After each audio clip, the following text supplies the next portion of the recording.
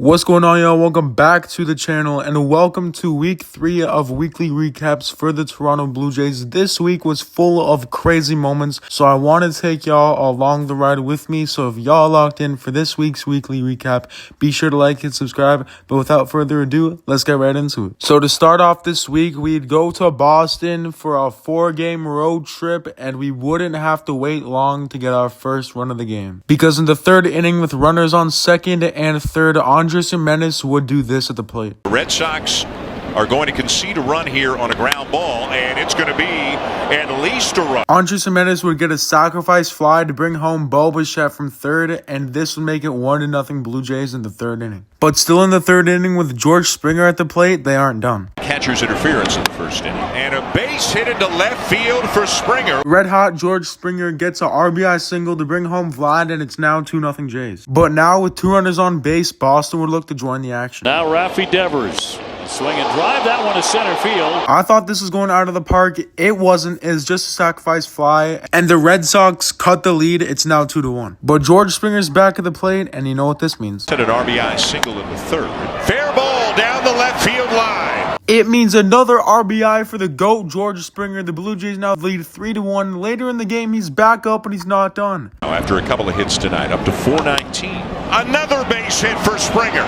Another RBI. Runner scores from second. Blue Jays up 4-1 late in the game. But Will Wagner wants some action too. Wagner is 0 for 3 tonight. And that's a base hit into left center. This would score the runner from second base. Look who it is, George Springer. It's 5-1. And now in the late stages of the game, Boston would look to make a comeback. Red hot Red Sox bats. Shot toward the wall. Racing back Roden. He's going to play it off the green. This single makes the score 5-2, but the Blue Jays would look to put an end to the comeback with Nathan Lucas. The Blue Jays score some more runs. This is popped up. This could be trouble, and it's going to drop. This bloop single from Lucas makes the game 6-2. And then Jeff Hoffman will look to close the game. 2 outs, 6-2 Toronto. David Hamilton swings at the first pitch and pops it up. Alan Roden makes the catch. Blue Jays win, and they'll look to carry the momentum into Game 2 as they face the man himself, Garrett Crochet. And in Game 2, we'd have to wait a long time to see our first run, but it would all be worth it when George Springer does this. The 4-time All-Star. Springer lifts one left center field. Well hit.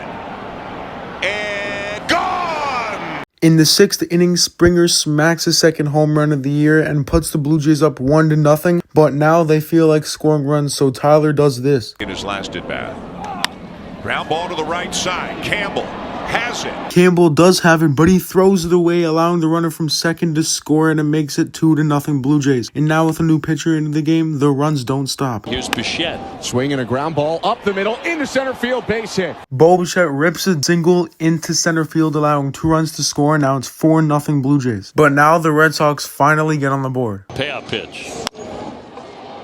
On the infield, and that's going to get through. This ground ball eats up Andres Gimenez, allowing the runner from second to score, and it's now 4-1. But Bo Bichette's back, and Bichette lines one into left, a base hit. he does it again, another RBI single, and he puts the Jays up by a score of 5-1. But his teammates are seeing this, and they're like, yo, let me join.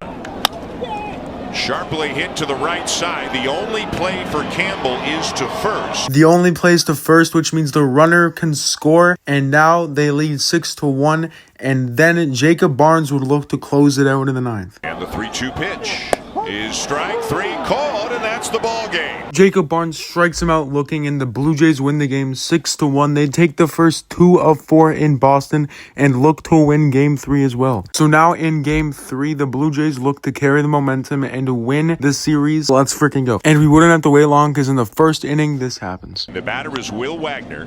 Ground ball to the right side. The only out is at first. Again, the only play is at first, allowing the runner from third to score, but now Boston wants to score too. The Blue Jays have held Bregman in check through the first 2 games, but maybe not here. This one high and deep left center field. Nathan Lucas makes amazing grab. It's 1-1 on the sac fly, and we would have to wait till the 11th inning to see our next run, but it would all be worth it because of this. In for Boston.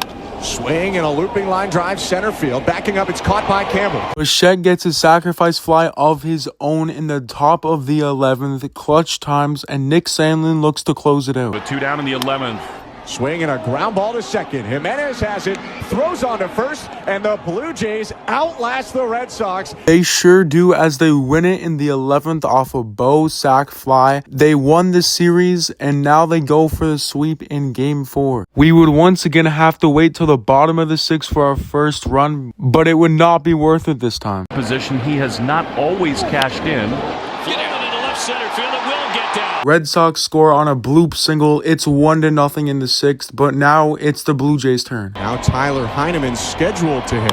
Well hit ball left field, and that's going to be over the head of Duran and off the wall. The GOAT Tyler Heineman gets a RBI single off the Green Monster, and it's 1-1, and now Vlad looks to get the lead. And now you got Guerrero coming up. Ground ball up the middle. The Red Sox will try to turn it, but they won't. Vladdy actually hustles down the first base line, beats out the double play, and it's now 2-1 Blue Jays. But the Red Sox didn't like that very much, so they decided to tie up the game. Knock in this spot. And blocked by Heineman. It rolls away. Tyler Heineman fails to block the ball in the dirt, and it's now 2-2. But this game would once again go into extra innings, and George Springer looks to bring home the potential winning run. George Springer up. In the air to right field. Abreu's got a very good arm. He does, but it doesn't matter because Andres Jimenez is faster, 3-2. But then the Red Sox look to tie it up in the bottom of the 10th. Jaron Duran. Driving that one in right center field, a base hit. Do so successfully. It's 3-3, and now in the 11th inning, they look to do even worse and walk it off. The infield is in. Little dribbler on the infield. And then it's a ball.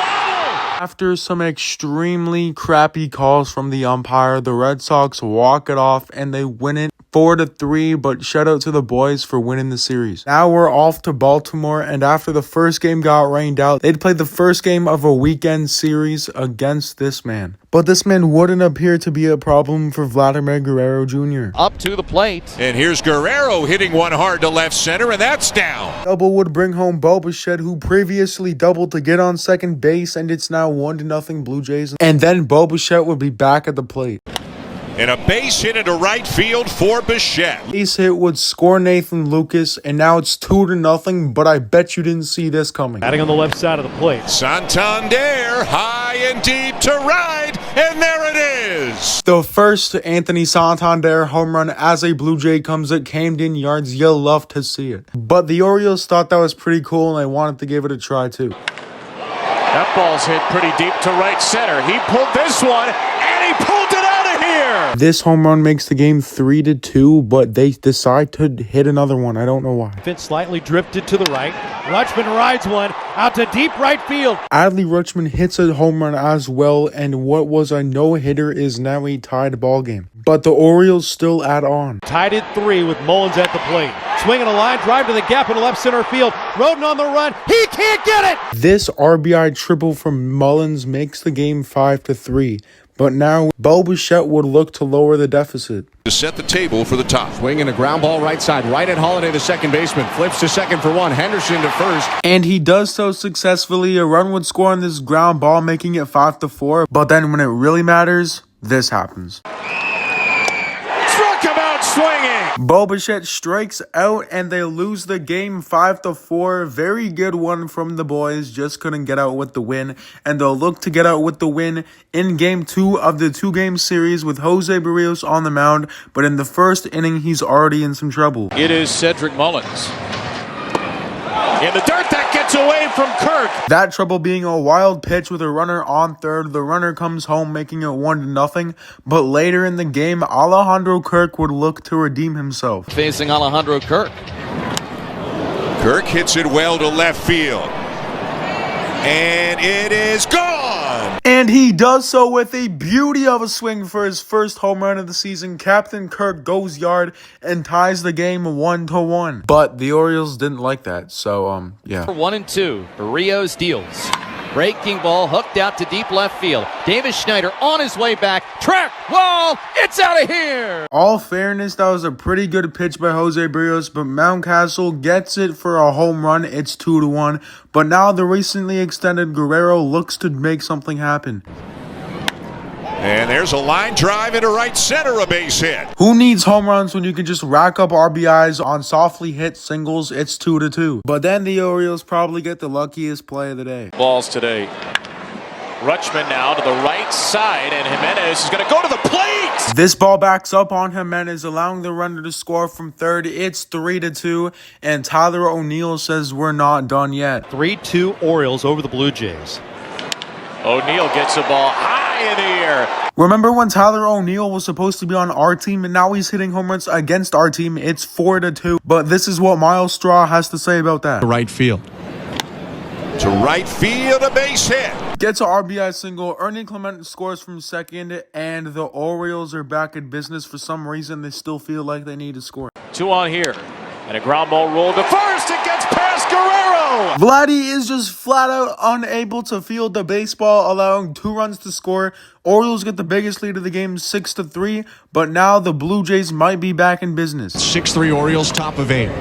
Roped left field, base hit. Alejandro Kirk with a hell of a baseball game. He has another RBI double. It's 6-4, and this starts a run for the Blue Jays. Let's see what Davis Schneider can do. And move Clement up to second base. And a roller over the mound out to second. Davis Schneider can get a fielder's choice and cuts the lead down to 1, and now the man Bo Bichette looks to tie it up. Set to hit now. And the 0-2 to Bichette is lined into left, a base hit. That's right, the Blue Jays score 3 runs in the 8th inning and tie the game up at 6-6. And now in the 10th inning, this happens. An insurance run on first. Chopped up the third baseline. It's staying fair. The GOAT Miles Straw beats out the ground ball. The runner from third scores, and the Blue Jays take a 7-6 lead in the 10th inning. And Jeff Hoffman would once again look to close out the game. Let's see if the Blue Jays can hold on. Hoffman kicks and deals.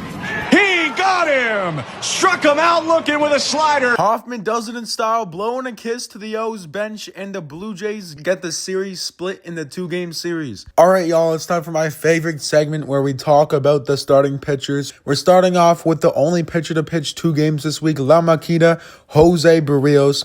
He finished this week with a 5.16 ERA, pitched 12 innings, gave up 11 hits, 5 earned runs, 2 of them being via home run, 4 walks, and 8 strikeouts. So overall, not the best week from Jose Berrios, but hopefully he can bounce back. All right, next we got Easton Lucas, and he's been going crazy. This week was no different. Against the Red Sox, he pitched 5 1/3, gave up only 3 hits, only 1 walk, struck out 8, not allowing an earned run. Very well done from Easton Lucas. Hopefully he can keep pitching like this. All right, next we got Chris Bassett, who had a freaking phenomenal appearance against Boston, going a 5 2/3, giving up 5 hits, 1 earned run, and only 1 walk with 5 strikeouts. Very well done from Chris Bassett. Last pitcher before we get into the awards, we got Bowden Francis, who went 5 2/3, gave up 3 hits, 5 runs, 2 of them being on home run, and gave up 2 walks with 5 strikeouts. Pretty okay outing from Bowden Francis. And last but definitely not least, because today's Pitcher of the Week award goes to Kevin Gausman, 2.33 ERA, pitched 8 innings, 4 hits,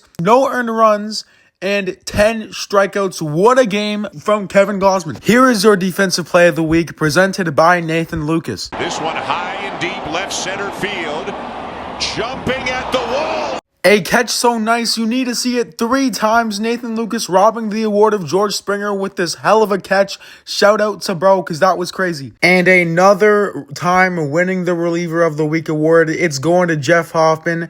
He had an insane week, all right? 0.96 ERA with 5 innings pitched, only 1 hit, 0 earned runs, 1 walk, and 8 strikeouts, and a blow of the kiss to the Orioles bench. You love to see it from Jeff Hoffman. And the moment you've all been waiting for, this week's Player of the Week award goes to Bo Bichette. Here is his crazy week. Finished with a stat line of 314, 364, 386, 5 hits, 2 doubles, 6 RBIs, and 2 walks. Very efficient week from Bo Bichette. Hopefully he wins it some more. All right, now let's get into the good and the bad, and let's just get the bad out of the way, okay? The bats were not clicking today, and usually I have 2 good, 2 bad. The bats were so bad that they're just one thing, all right? We got to start hitting home runs, got to start making better contact. Let's go, boys. Hurry up. Now to the good I got, raising the pitcher's pitch count. Look at this, 87 pitches in the 5th inning, 73 pitches in the 5th inning, 67 pitches in the 5th inning, and 56 in the 4th. Very well done from the guys. And you know it's a good thing when Vladimir Guerrero Jr. hustles down the line to beat out a ground ball,